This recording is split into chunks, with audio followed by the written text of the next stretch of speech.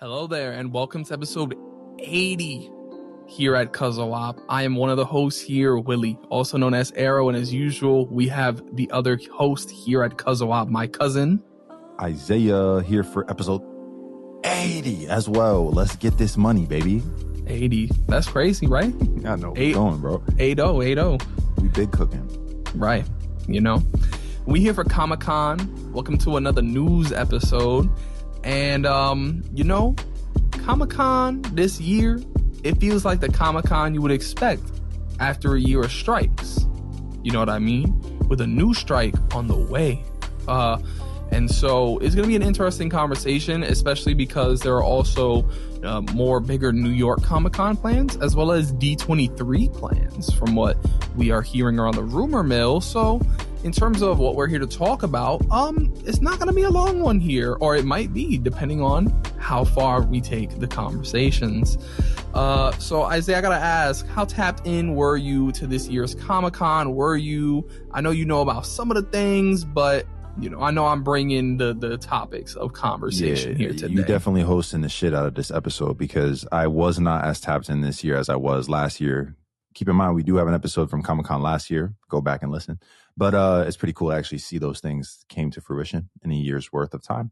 But I think I saw a lot of things on Twitter. I was on the go a lot in the last week, a lot of things going on. So I didn't get an opportunity to really deep dive into like the recap videos on YouTube, hearing different reporters talk on different things from different channels. So I'm looking forward to this because I think I'll be picking up just as much as the listener will be. All right.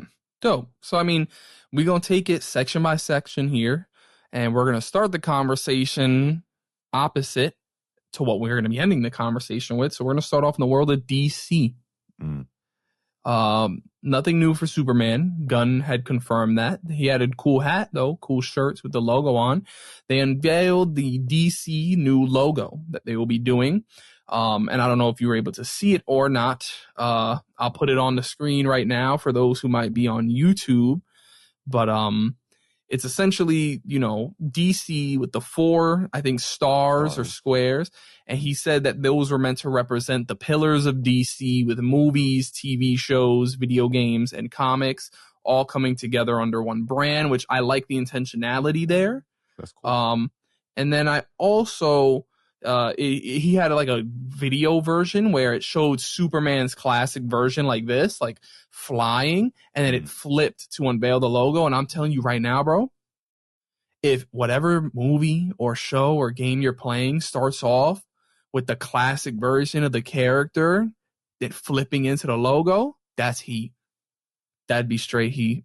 Not gonna lie to you. I think that'd be nice.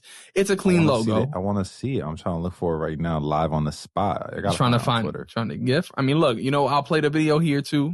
Not that that helps Isaiah, but it'll help the viewer right here. I'm glad you guys got helped. That's cool. This is what you're watching right here? Like, yeah, if it shows that and then it shows the version you're playing a game of, or a movie, or even just like if you're watching a Batman movie, that's Batman. If you're watching a Wonder Woman movie, that's Wonder Woman or Flash.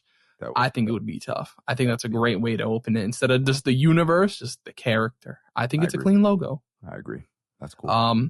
They also dropped their first trailer for an animated project that I believe is releasing in December. The first, we'll call it, even though everyone Blue Beetle, blah, blah, blah.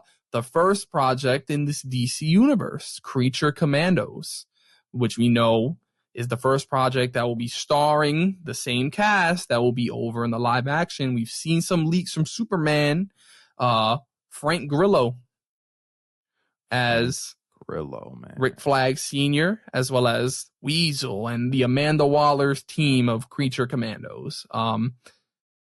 Is it exciting to be getting the DC project in this universe actually booting up? Yeah, I think it is. I thought the trailer was neat. And there's no way to know how I'm going to feel about it until Superman, low key. I need to see how this connective stuff is going to come together. I've been wary of DC for too long. So, yeah, man, I think, listen, I know we're going to talk a little bit about Marvel in a bit, but I can't help but feel like I found out about some of that DC news. I mean, the DC video of James Gunn talking about the direction of the future for the movies, like that came after Marvel had already made their announcement. So I felt that Marvel versus DC energy that I've been telling everyone's coming for the next 3 to 5 years, not even, probably more, but we know 3 to 5 years for sure. Woo, I felt it from Comic-Con big time, even though I wasn't even as tapped in as I could have been. So I love seeing DC say something, do something, because for the last couple of years, we've just watched them get their asses handed to them, get pissed on, get punched, get slept on. But then also hit him with a little bit of a one-up, because the Batman was a huge fucking swing. I'm not even gonna lie to you. It was. But I know that when it comes to the cinematic universe and what's actually canon to their legitimate universe, then he called it something, right? Didn't he give it a name now? Gunn in that video. I think it's the new DC universe. I don't know if he said anything in that video. Got it. I feel like I've seen something, but okay, yeah. So I think it's just going to be cool to see them go neck and neck with this new start for Marvel and this new start for DC. I think that's going to be cool. So that's exciting. A lot of cool news from DC. Let's go. We also have the trailer for The Penguin releasing on September 8th, taking place in the officially called mouthful name universe of under Matt Reeves, which I'm not even going to say the name because, again, it's a mouthful. Yeah, that's what I saw. It's like the detective something, right? It's a mouthful. Something. Yeah. It looks good. And they've confirmed that it takes place right after The Batman. And so it'll be interesting to see what the ramifications of having this movie take place after that, or this TV show taking place after that movie is. I'm tapped in. I'm tapped into the Penguin. It's not just ending or happening right after. I think it's 2 weeks after or something like that. Right, it's 2 weeks. It's also the start movie that bridges the second one, which is right. Cool. That's sick. So something got to go down. I'm tapped in. Let's go. And I think we also had Superman and Lois, their final season. Now, you haven't tapped into the show. I know you haven't tapped into the show, bro. You gotta, it's the final season, 10 episodes. Catch up, bro. Please. Listen. To my people, to my Superman and Lois people out there, because I know you out there. Please talk to this man. Talk to this man, bro. Because, I understand his worry. CW. I understand it. Tell him it's not the CW. It's not. It's somebody different. Something happened there. You like Tyler Hoechlin, too. You like him. I know you do. Sorry.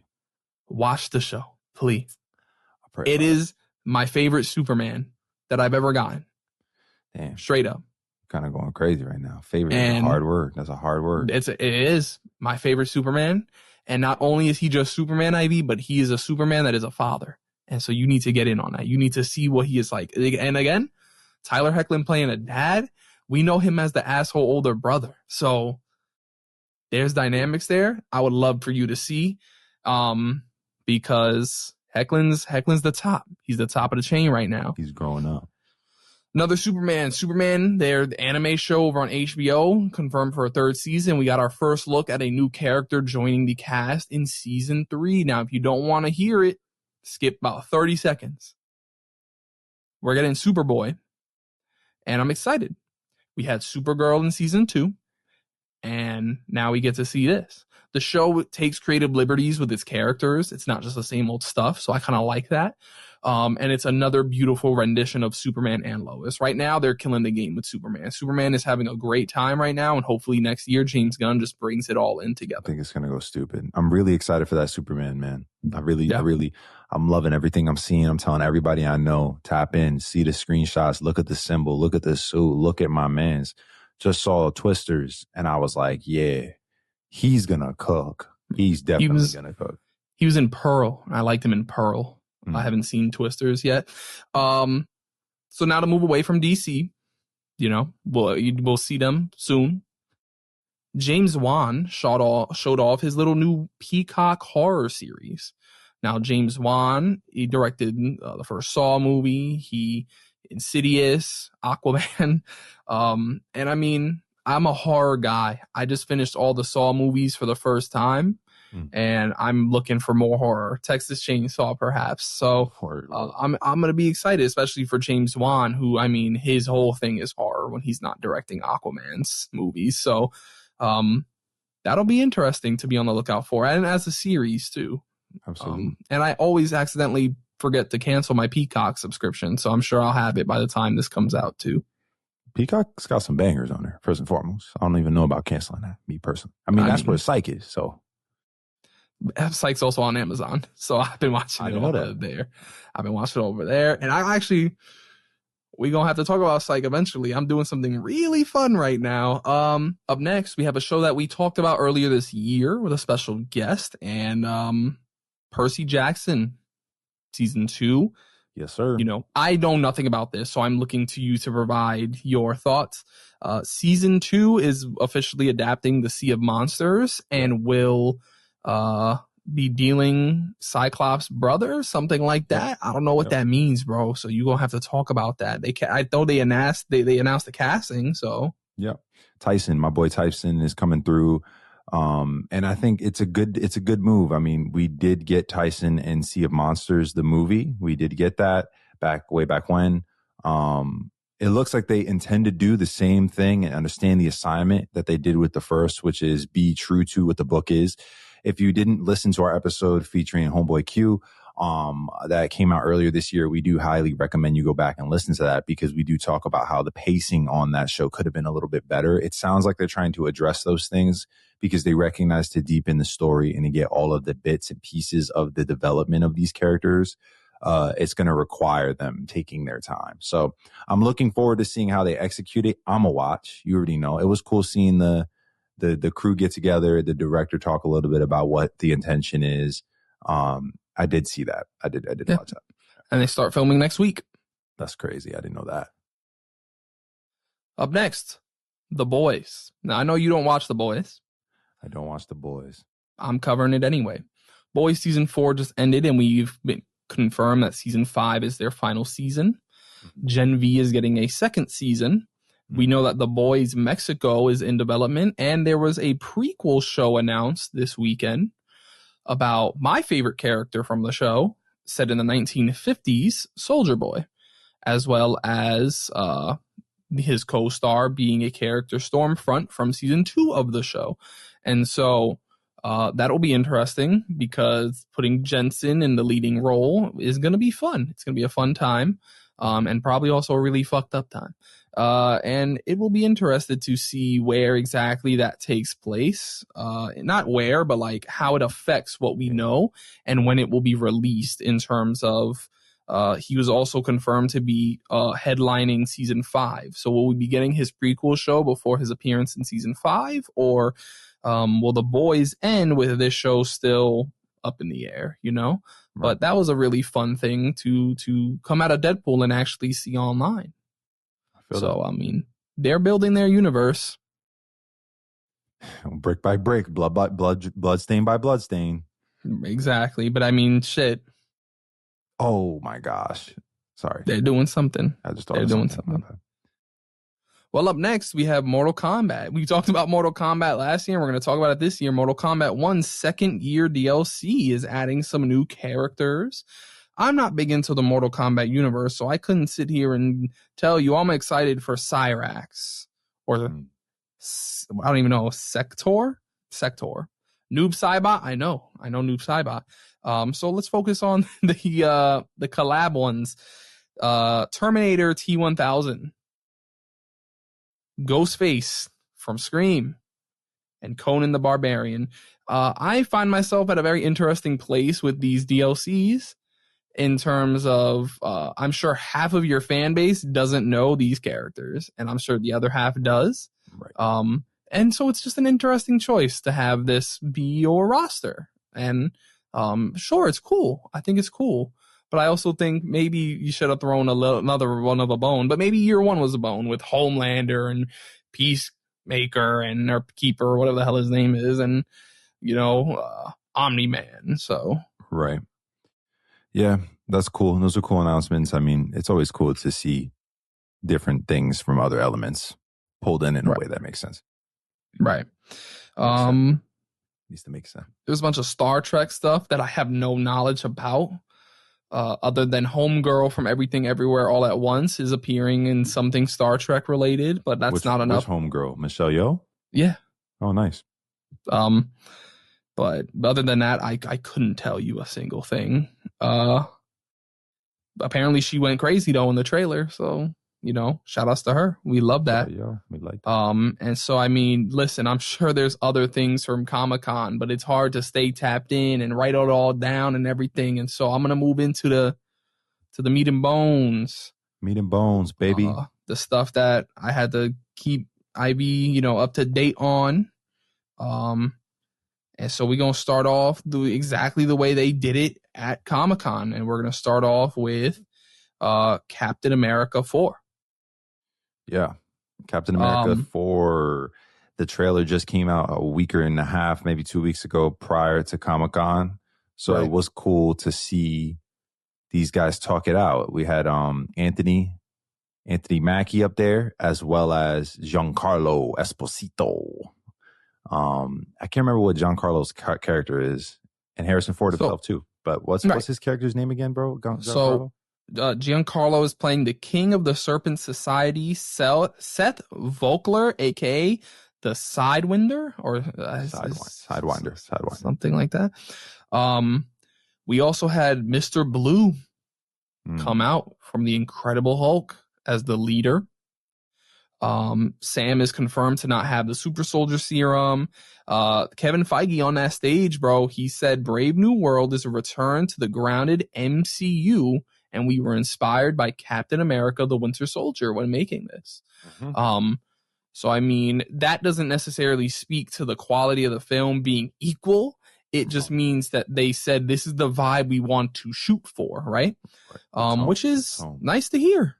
Nice to hear, in my opinion. Man. It's like when Treyarch makes a game from Call of Duty versus when like Activision makes one, because Activision tends to do like, we're gonna be up in the air, and then Treyarch does this boots to ground concept. I think this movie will be very boots to ground, ironically, even though obviously Captain America Falcon, that's a joke. But anyways, it's gonna be very click clack, like hand fights and gritty spy thriller and government secrets, and very like that's exactly why featuring the Red Hulk. featuring the Red Hulk. But that's exactly why Winter Soldier went crazy. Winter Soldier went crazy for that exact reason. There's a lot at stake. You feel those that from this trailer alone, you feel that big time. If you watch Captain America or what was it, Falcon and Winter Soldier, then some of what was going on there in terms of the super serum and making super soldiers and what that looks like. So it looks like they're going to pay homage to that while also taking us to somewhere new. And I like that. I like that a lot. Yeah. Listen, I'll say that I enjoyed that trailer. I did. I think it's painting an interesting picture. We know about the reboots, the reshoots. We know about the reshoots. So there's danger here. That's true.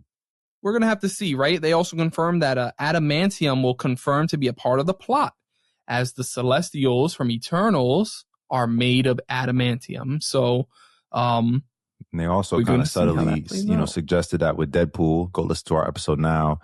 Adamantium blades, adamantium, like that seems to be an element that Marvel's now playing with because they have Fox's, rights. So it'll be interesting to see what they do with that.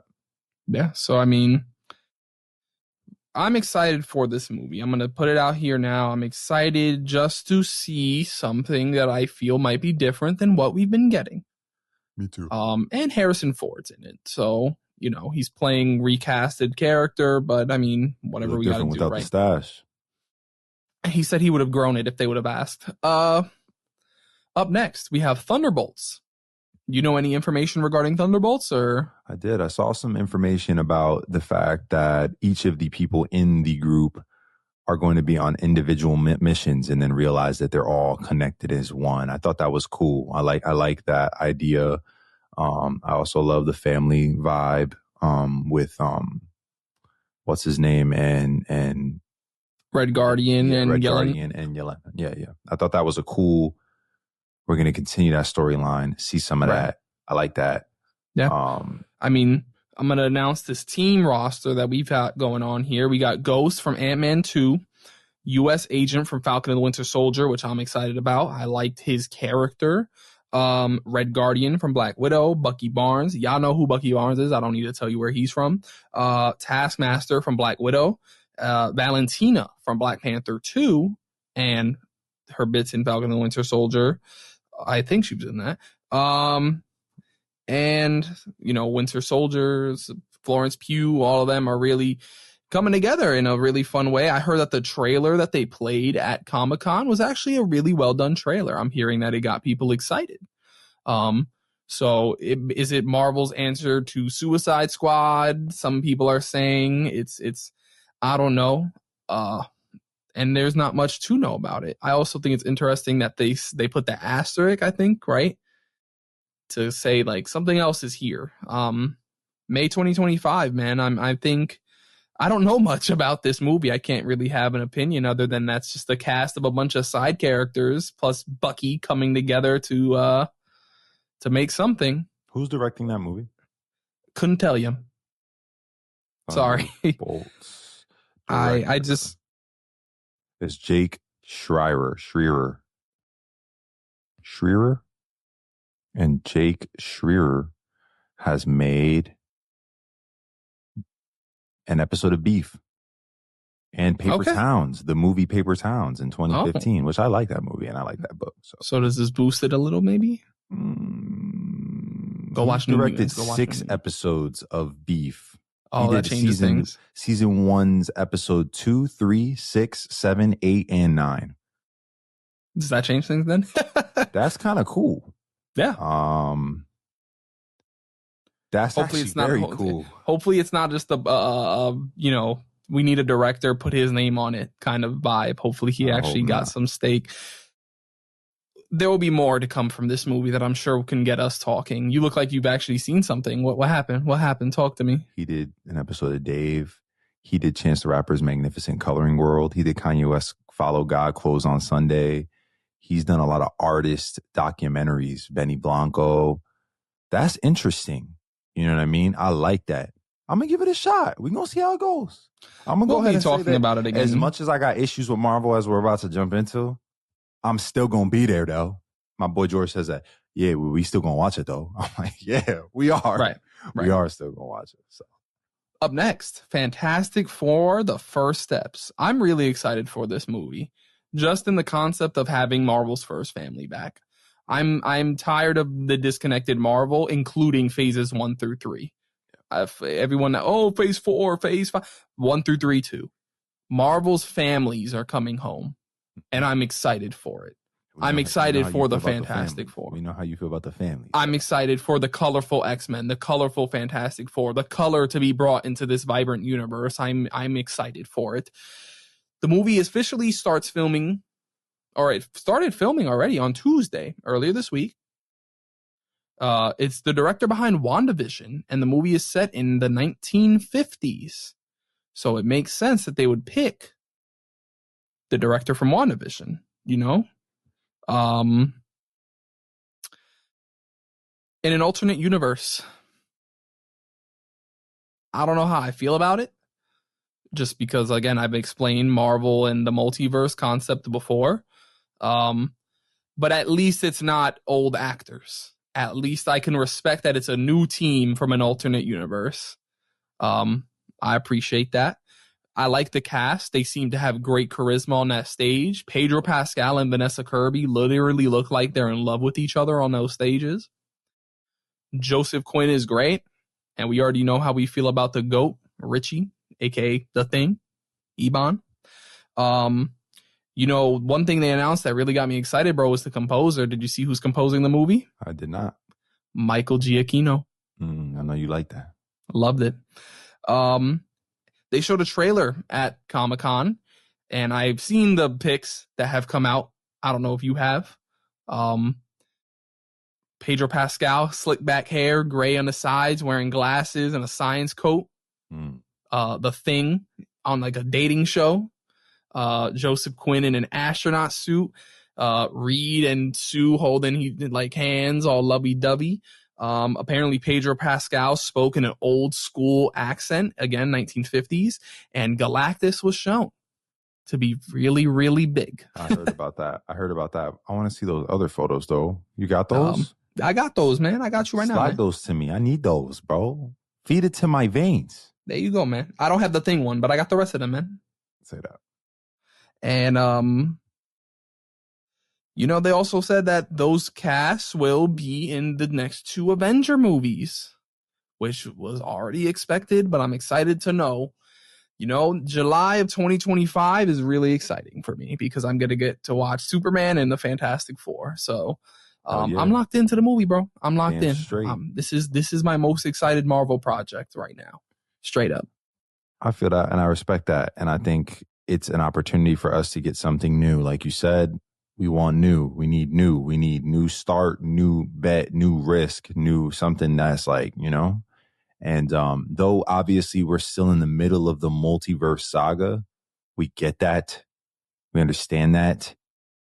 I feel like the over-explaining of the multiverse concept, we gotta get away from that. We get it. DC just dropped the Batman cinematic universe. They called it what they called it, all convoluted, but boom, the story over there that's unique, is a vibe, is there. I don't need an explanation. Stop holding my hand. Just give me new shit. You know what I mean? And I think this is a perfect example of how that could work. I think it could work. I like Vanessa Kirby. I've been said it. When we was talking about who is going to be Invisible Woman, I told you. I said Vanessa Kirby would be great. When did I say that? When I saw Mission Impossible. And I said, yo, shorty was snap. She's in my top 3 right now for who could do it. And then when they got announced, I was like, yeah, right. Let's go. You know what I mean? So I'm excited for her to be out there. I'm excited for a lot of it. And a lot of people were talking about how Vanessa Kirby was kind of like eating up everything Pedro Pascal was saying in one of the interviews. Like, oh, you could read this woman's body language. Like, oh, she needs to be careful because she kind of giving vibes like it's something deeper than what it is. People on the internet wild. And here's my conclusion toward that. They about to film this week. She's tapped in. Let's get this movie up, baby. I saw a post that said this is about to be the sluttiest red carpet walk. Pedro out here always doing stuff. She doing that. We've seen Ebon running around kissing his family members on the bear, and now JQ out here too, going crazy. So sluttiest killed me. That's hilarious. I'm excited. So now we're gonna get to the big. And up to this point, I sat there and I watched them Marvel talk about those 3 movies, and I'm gonna hit this real quick. I like the way they delivered it. They say, yo, we here to talk about 3 films. They put it up. They brought the cast out. They talked about what they needed to. And I thought it was solid. I thought it was a very solid Comic-Con. None of the, here's our next 10 phases, 10 moves. They went in and they hit precise. We gonna hit precise. And I appreciated it, right? And so now here, this next part is where Comic-Con for some, oh, this was great. Oh, this was not. They brought out. They said, Kevin, we want to know who's directing the next 2 Avenger films. So they brought out 2 dudes that we know have the passion, the Russo brothers.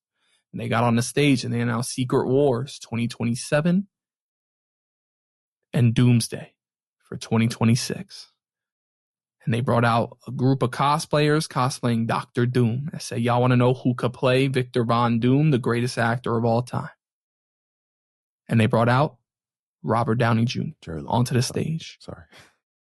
And the room went crazy. Because no one at that point is thinking about implications. They see RDJ. And so the days that have followed have spawned thousands of conversations. And let me tell you what I thought when I saw this in the moment, right? I thought to myself 2 things. I said, number 1, people are going to hate on this. And they're also going to eat it up. They're going to do both. And number 2, I'm not going to fully judge this decision. I will have my opinion on it, but to judge it as good or bad until I sit in that movie theater in May of 2026. The surrounding circumstances and everything I have thoughts on, but in terms of that in particular, I'm not going to judge it until I sit down in the theater and see what the Russo brothers cook up. Now, I know you want to talk about the surrounding details of it all, right? Yeah, I mean, I think you just said it. I think you said a great, there's people who love it and there's people who hate it. There is no middle. Well, I'm the middle. I'll say there's no middle anymore. Everything's polarized. We know that. You know what I mean? And that's what I want to talk about.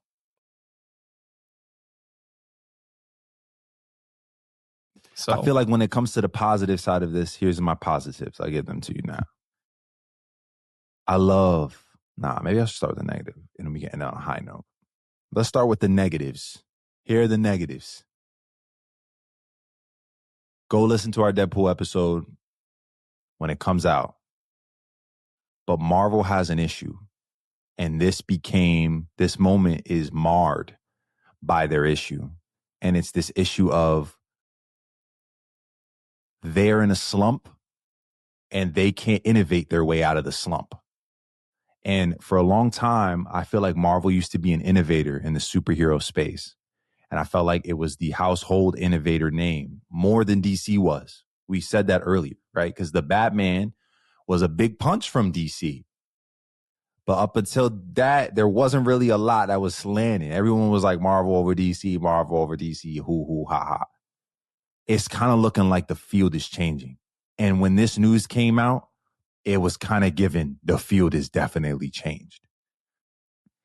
I'm seeing a lot of people complain about how they feel like this decision to make Robert Downey Jr. come back mars his legacy as Iron Man. I do not agree with that.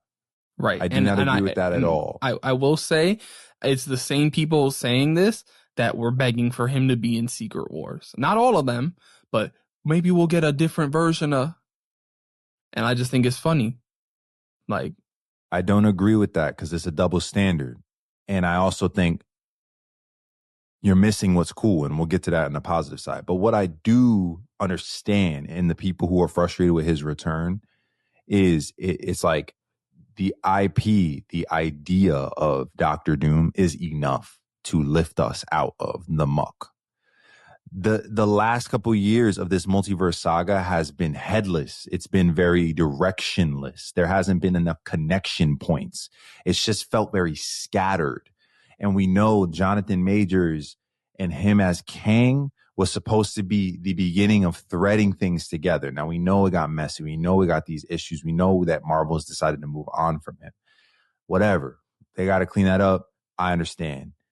But going back to get RDJ and Russo, the Russo brothers, is giving, we're losing money. We got to do something that's going to make us more. These guys did it before. Let's do it again. Ha.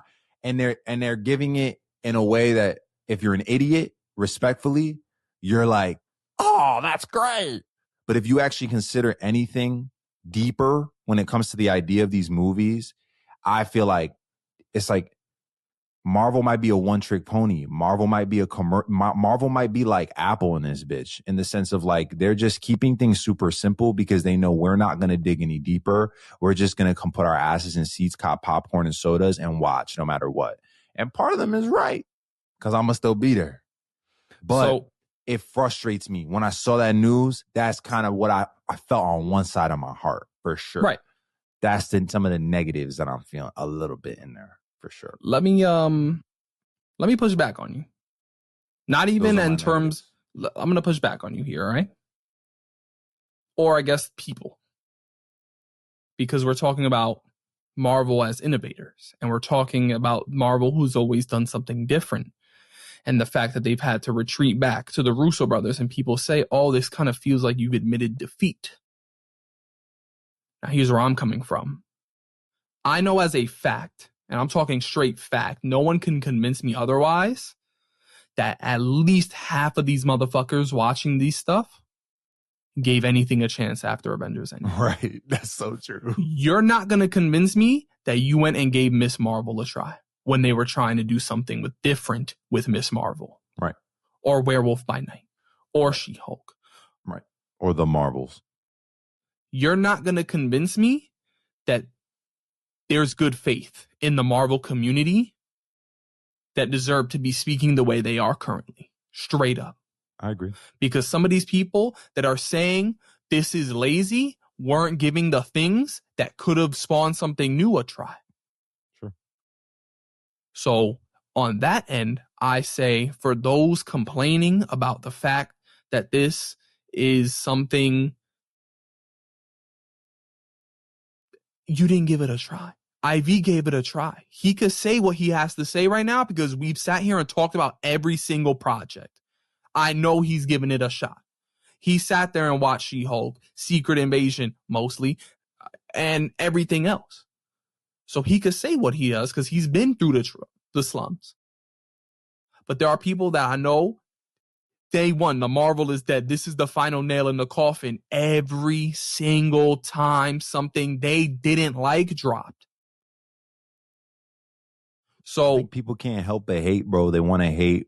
They want to hate, but they don't. You know, one thing that my boy Timmy also said to me when we watched Deadpool was like, one thing that Marvel was doing to us and for us as kids is they were giving us things that we didn't know we wanted.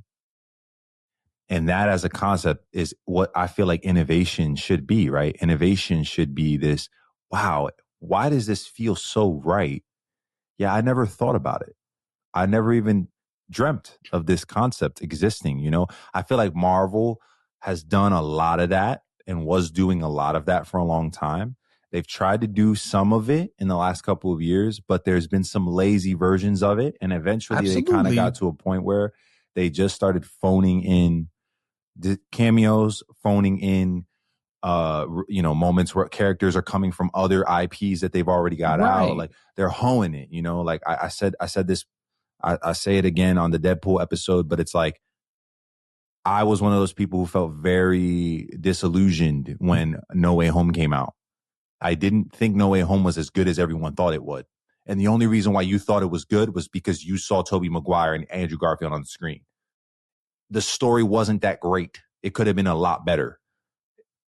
You know, that's how I feel. I feel like Marvel's been phoning it in. So on the negative side, as someone who, like you said, has seen it all, I'm seeing a common thing with the Marvel formula where it's very cheap and it's very like, it's not daring, it's not risky, and it's not done well. There's laziness. I'm feeling like I'm seeing a lot.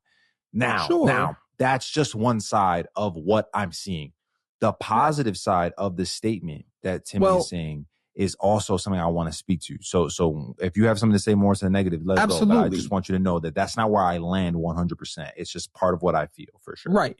Another thing is that you're talking about fans and fan bases. And what did you say right now? You said Marvel gave us something that we didn't know we wanted. That doesn't exist anymore. Everybody wants something. And they're not realizing that it's okay to not get what you want. And at the same time, you're not the only one who wants something anymore. How old were you, Ivy, when you sat to watch the first Iron Man movie? 2008, 13. Now, you are how old? I'm about to be 30. You don't think there are 13-year-olds also sitting down to get this? We as fans are sitting here wanting Marvel, and I noticed, to age with us, make more rated R stuff, yada, yada, yada. But they're also still trying to be for the kids. And you got to understand that sometimes you're not going to get everything that you want. I'm pushing back on you. Feel free. But all I'm saying is the entitlement that has been now found within the Marvel community is ugly. Especially because there are people that are walking in here entitled, not realizing that there are other people in the same community that want other things as them. There are people that want more things like Miss Marvel. There are some people that want more things like Winter Soldier. And now they're trying to find room for it all to exist. I'm not saying good thing, bad thing. I'm not picking a side here. I'm just saying these are things that I've noticed that are ugly, that they're turning ugly, that this fan base is ugly. I'm letting IB hit all the studio talk straight up because I agree with a lot of what he's saying about the laziness, the formula, all that. But I also think there's not enough credit coming from the fans to look at Loki season 2 and say, yo, that actually kind of slapped super fucking hard. Or Guardians 3 to say, yo, Guardians 3 actually went crazy. Oh, Brie Larson's in Captain Marvel 2, we're not going to watch that. And then you don't give it a try. So you'll never know. And then you going to come out and call it trash when I know you didn't watch it? When you didn't watch Echo and you're calling it trash. I know you ain't sit down to watch Echo. So why are you calling it trash? You know what I'm saying? So I came to this talk to talk about the fans, their entitlement, and their lack of care about what other people want or what these creatives may want to cook up themselves. That's fair. Very fair. I mean, some could also say, though, that part of the reason why we believe it like that is because Marvel did it to themselves, and that Marvel spun themselves out. And I've heard that take too, and I can understand that because that's what corporations and people who make entertainment for money do. That's what they do. They keep going until they can't keep going anymore, and then it's not money no more. And then they figure out something different. And if it doesn't work, fan service. Where do you think fan service comes from as a phrase? Fan service is when the people who have the ability to give the fans what they want, give the fans what they want. And I think they're kind of caught up trying to understand what to do. I think it's like when they dropped a new PUBG map or when they dropped a Fortnite map. Like, there's some people that have to be disappointed in order for you to innovate. And I hope that Marvel understands that. I don't know if this decision for RDJ to come back necessarily says that 100%, but that's where we get to the positives of the point. Giving you something that you didn't know you wanted is what innovation is. Well, guess what? We don't know what this is going to be. Exactly. And we don't know how it's going to go down. And they might have found a harmony point where they are able to both cater to those who want what was and push forward at the same time. And if there is any person that I think could do that via a casting like this, it is RDJ. Why? Because let's talk positives. Let's talk concepts. Do you know what it's going to be like when Peter Parker sees Victor Von Doom? Do you understand what's going to happen in that moment? How emotional that's going to be? Right. Do you understand what's going on? Or do you understand what's going to happen when you've got the guy who started the saga being the one that threatens to end it? Do you understand how crazy that is? Same actor, kind of wild, no? Wouldn't that be kind of crazy if we saw the same guy play two roles? You know why I also want to say?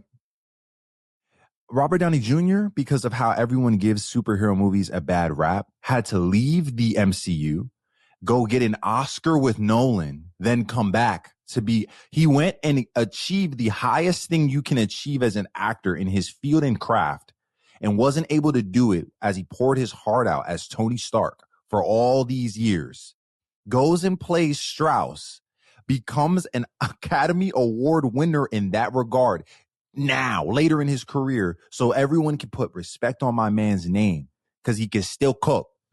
And I'm not saying he hasn't, I know he tasseled with these high remarks before Marvel. I understand. He'd been in high level productions before Marvel. I understand. But he was really out here like, I'm one of the best out. Then came back to Marvel in this new capacity. Y'all don't know his abilities. He's in a show right now on this FX show on Hulu where he's playing 4 or 5 different characters at the same time. He's got one that he looks like an old man, one where he's like older and he's wearing contacts that look a different color. He's playing different things and bringing out different strengths of his abilities. When he gets behind that mask, man, if he doesn't, because he said Victor Von Doom. He didn't even say Doc Doom. He talked about the person. When we see him, it's going to go up. I'm positive. I have no doubt that he's in a coat. Right. I think everybody's saying, oh, that's such a lazy casting. I'm like, okay. And then they follow up their statement with, it could have been Cillian Murphy. That's just as lazy. I'm sorry. I'm just going to say it's just as lazy. Yeah, they're bringing back Tony. So sure, but it's just as lazy to pick someone else that you just saw in the, go into your bag. I get it. I get the worries. I get the Doom fans wanting just their guy. You know what I mean? I get a lot of people want it to be accurate cultural representation too. And I get it all. That was missed, Right.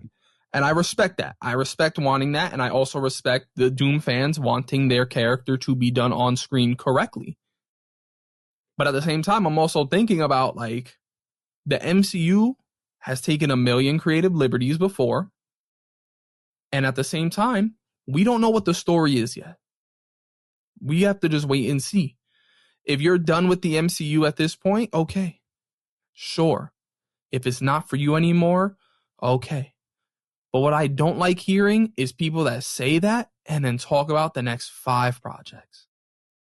when they've admitted openly and outwardly that they're done, they're tired, they are bitter. And when you've grown more bitter, when you see these misses, you begin to grow more and more bitter. Find something else you like. Like, I get having the love for something that is no longer there and you want them to grab that again. I get it. But could we wait? We have 3 years till we know how this all shapes out. So, like, the Russo bros were brought back. Is it them being cowards? Call it that. Y'all have been wanting them back for years anyway. And it's funny to me, the people that will shit on Marvel for 2 years in a row, and then when their response is to do something that they believe will help, you also want to shit on them for that. There is no winning. My personal belief is that Marvel is in a no-win situation currently because there's always going to be some crying, whiny-ass person ready to plunge them down the toilet. So when I saw Robert Downey Jr. get up on that stage, the only thing that I could think about was, what creative move are the Russo brothers going to cook up? And that's it for me. I also want to say this. I love the Russo brothers coming back. I think since the Russo brothers have left the MCU, they've made a couple fun movies. They've made movies that are exploring, you know, if you haven't seen 21 Bridges, RIP to Chadwick, watch that. If you haven't seen The Gray Man, watch that. You know, those are great movies. They've worked with Marvel Cinematic Universe actors in other capacities that aren't that, you know. They've executively produced action segments and action parts of other films that you know and love. They've directed a Fortnite cutscene. They've done a lot. And honestly, bro, if I could argue, man, I don't think that the Russo brothers ever should have left. I think they should have stuck around since day one. Well, that was on them. They said on them that they felt like they poured it out. So I could respect them. I'm glad they got to get their muscles, you know, get the stretch out. And kind of be like, yeah, all right, hold on before we go, because I've been in this job for a minute, you know what I mean? But them coming back, here's some of the things we have that have been missing. I don't know if you've considered this deeply. One of the issues is the cheapening of the cameo. We can't say that cameo was cheapened in Civil War. Can't say that cameo was cheapened in Infinity War. Can't say that cameo was cheapened even in Endgame, even though Infinity War is better than Endgame, in my opinion. When they threaded other stories together, these guys have a deep understanding on how to make a weighty impact of a collaboration of people on a screen. They're very good at it. They always have been and they always will be. So I'm hyped because of that. I'm hyped because they're now going to have tons more characters to choose from and tie together into one world than they ever had prior. It's like triple the amount. So I'm excited to see how they're going to do that and have callbacks and have cameos and have connection points and play with all these new things that they now have out there. It's almost like, you know, when cars get upgraded, like it's one thing to see them whip around like a 2012 Camry, but a 2024 Camry, it has a lot of gadgets in it. They're going to go crazy in that whip. Right. You know, and I'm excited to see them do that and have RDJ with them. Oppenheimer, Killian, that was his, I think, 8th or 9th movie, or maybe 8th, I think. With Nolan. With Nolan. Directors have people they like working with in particular. Well, guess what?